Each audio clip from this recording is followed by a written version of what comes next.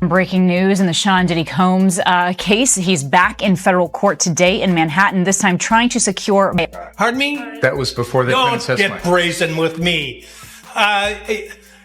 You knew very well. A lot of people allowed it to go on, said nothing, didn't intervene, maybe benefited from it, profited from it.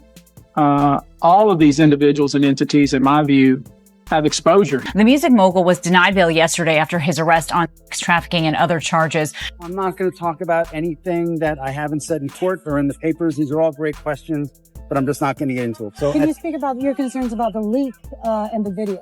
You have spoken about that before. I did it in the court papers, and I'm just going to stick to the court. Man, I ain't gonna lie. I've been holding a lot of shit lately. Man, I just had like a 3.5 hour cry where I just let it all out.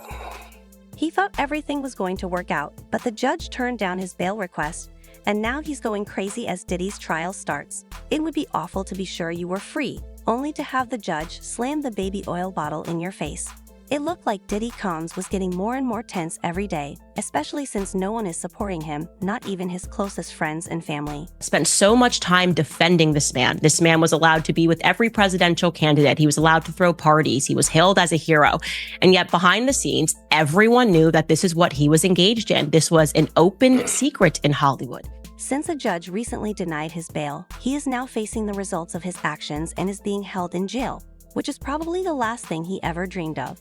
Reports say Diddy is scared to death because he thinks a longer jail sentence will hurt his business and reputation. I also want to be clear that the press and the media and the public at large is shocked by what's happening, but we really are just getting to the beginning of everything. Diddy went back to court last Thursday to find out what was going on with this case while he waits for the appeals court to decide on his third bail request. His hearing for sex trafficking is coming up soon. During the sessions, his lawyers have been pretty quiet, but sources say they are trying to hide an important piece of evidence against him. They also talked about the date of the trial and some of the evidence they found at his house. This looks like things have gone very badly for Diddy, as his time in jail has been longer than he thought it would be. I think Diddy made a big mistake when he made the judge dislike him in his case. On Friday, he could spend a long time in the MDC jail, which is known as Hell on Earth. While a 3-judge panel considered Diddy's bail request, Circuit Judge William J. Nardini rejected his request for an immediate release. Following the denial of Diddy's release by 2 earlier judges, his attorneys filed an appeal with the 2nd U.S. Circuit Court of Appeals on September 30. Breaking news in the Sean Diddy Combs case. He's back in federal court today in Manhattan, this time trying to secure bail. The music mogul was denied bail yesterday after his arrest on sex trafficking and other charges. For people who live beneath the rocks, Diddy is accused of using his fame and power to entice women into drugged-up, extravagant sexual experiences with male sex workers in what were known as freak-offs. He has been in a federal jail in Brooklyn since his arrest on September 16. Diddy has entered a not guilty plea to accusations of sex trafficking and racketeering conspiracy, claiming that he used his accomplices to coerce and abuse women for years, employing threats of violence, extortion, and even kidnapping to keep victims quiet. Prosecutors say that the charges stem from years of sexual abuse and threats against women. He has pleaded not guilty to those charges, and he made that plea yesterday. Returning to the courtroom drama, a judge rejected Diddy's $50 million bail offer approximately 3 weeks ago at a bail meeting. This would have allowed Diddy to stay under house arrest at his Florida mansion with GPS tracking and strict visitor limits, but it appears that Diddy's time in jail is longer and more difficult than he anticipated, and he is doing everything in his power to get out. However, with his bail denied twice already, things are not looking good for him, and to make matters worse, he is reportedly pursuing the judge. Judge Andrew L. Carter Jr., who later resigned from the case, stated that prosecutors had provided unambiguous and compelling proof that Diddy posed a risk to the community. The judge further stated that no condition or combination of conditions could stop Diddy from impeding the pro or threatening witnesses in their appeal. Diddy's attorneys claimed that the judge had upheld the government's inflated claims and had imprisoned Diddy for purely hypothetical reasons. Come on, I did not come at the judge like that, the lawyers wrote. Indeed, hardly a risk of flight. He is a 54-year-old father of 7, a U.S. citizen, an extremely successful artist, businessman, and philanthropist, and one of the most recognizable people on earth. Diddy's lawyers haven't asked the new trial judge Aaron Subian to reconsider bail yet, but during a meeting on Thursday with Diddy sitting next to his lawyer in a beige jail jumpsuit, Superman hinted that he might be open to talking it after setting the trial date for May 5th. The judge briefly asked Diddy's lawyers about how he's being treated at the Metropolitan Detention Center in D.C., a place known for its issues with violence and dysfunction. Mark Agnifilo, one of Diddy's lawyers who had previously tried to get him moved to a jail in New Jersey, replied, "We're making a go of the MDC. The MDC has been very responsive to us outside the building." Another lawyer for Diddy, Anthony R., spoke to reporters, "He's doing fine. It's a tough circumstance. He's making the best of the situation." Earlier this week, attorney Alexander Shapiro filed a motion for pretrial release with this court after Rico stated that no one was comfortable with staying in jail for the time being. She noted that this case involves some extremely unusual and extreme circumstances, but she maintained that these shouldn't prevent him from getting bail or from Sean being able to defend himself while incarcerated. Shapiro emphasized that even though he has been in the public eye his entire life and everyone is aware of his deeds, there is absolutely no chance that he would flee. He is a 54-year-old father of 7 and a well-known figure worldwide, and the media frenzy surrounding his arrest has distorted how people view his dire conditions. He was willing to adhere to stringent guidelines to make sure he wouldn't run away or endanger anyone, but he hasn't been released despite the fact that his circumstances have already been tough. You'll be surprised to learn that this is only the beginning, as more accusations and proof have surfaced against him. The plaintiff asserts that she was taken to an after-party after the MTV Video Music Awards, where she claims an unnamed male celebrity assaulted her while an unidentified female celebrity looked on.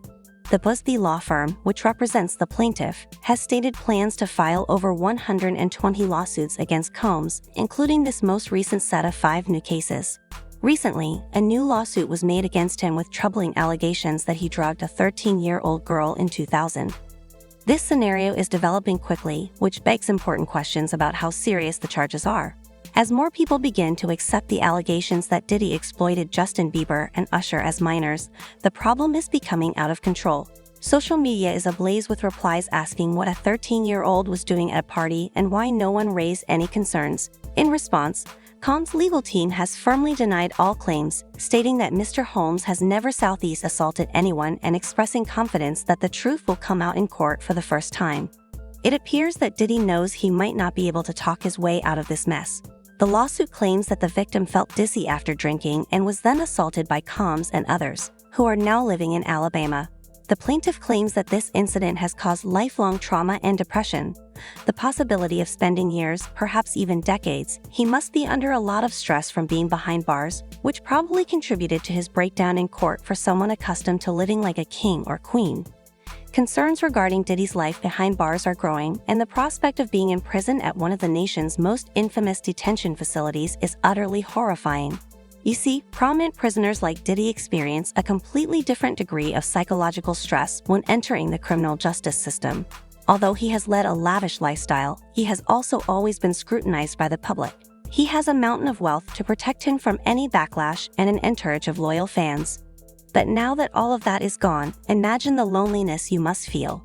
It's not just about being physically alone. It's like losing everything that made him unique outside of those icy prison walls. It must feel like the walls are closing in on him as he sits in a desolate cell thinking alone, which is why authorities are watching him closely all day because they fear he might hurt himself. Things are looking fantastic for Diddy at the Metropolitan Detention Center, MDC, which is known as one of the worst prisons in the nation. The circumstances there are utterly appalling in terms of cleanliness. The cells are cold in the winter and hot in the summer, and let's not forget about the power outages that leave the facility in total darkness at times for days at a time. Can you imagine being trapped in a freezing cell, shivering under a thin blanket, surrounded only by cold concrete and steel? It's a nightmare to make things worse. Inmates frequently go days without a proper way to clean themselves. MDC is well known for packing prisoners within small quarters. For someone like Diddy, who is accustomed to the spaciousness of his mansions, this small space must feel extremely oppressive. He is currently in solitary confinement in the Special Housing Unit SHU, which is essentially the area for prisoners judged to be high risk. There is no privacy, no room to breathe, and you have to remain vigilant at all times. This isn't just any area of the prison, it's where the most dangerous inmates are housed. Once living in a $48 million mansion, the man now spends 23 hours a day in a small 6x9-foot cell that is smaller than most closets. His personal belongings consist of only one blanket, one uniform, and a few commissary items, and he has a steel toilet, SN combo, a small desk, and a thin mattress to keep him company. What a contrast to luxury. Another thing to note, too, is he wasn't shackled, but he was wearing a khaki prison-like jumpsuit. For Diddy, it serves as yet another reminder of how far he has fallen from his life of unfathomable wealth. Being in solitary confinement means that he only gets to spend 1 hour outside his cell each day, and that is only to a small enclosed yard.